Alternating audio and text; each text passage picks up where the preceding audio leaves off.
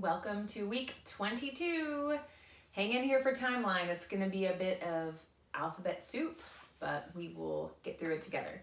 So we start out with North Atlantic Treaty Organization, NATO, spelling out NATO. And then we go on to the Korean War, sign language letter K. It's like you make a V, you just put your thumb in the middle. Korean War. And then we have Martin Luther King Jr. and the Civil Rights Movement. Jim and Elizabeth Elliott, we're making E for their last name. So Elliott, and then missionaries, our letter M, which is your third finger over, circles your heart. Missionaries to Ecuador.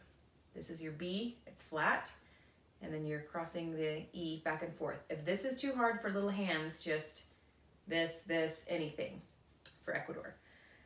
And then we have the Antarctic Treaty. So just shiver, it's cold. The Antarctic Treaty, the Vietnam War.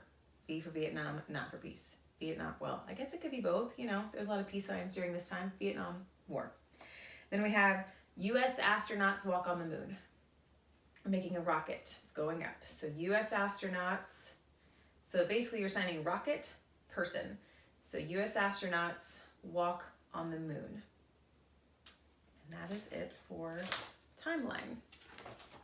Moving on to history, we have, tell me about the British North America Act of 1867. In 1867, the British North America Act, you're just writing, established the Dominion. So for Dominion, you stand tall with your feet, hips width apart, and you're going to put your hands on your hips. You're showing your Dominion. So Dominion of Canada, which is you're holding the lapel of your coat. The Canadians gained total independence. You've got your eye fingers up, crossed over your body, and then they're freed. So independence from Britain, shaking hands, very fancy, in 1982. French, you flick that F around. French is spoken in the province of Quebec. Now, the Q is a K, just kind of upside down, Quebec, Q. And that is it for history.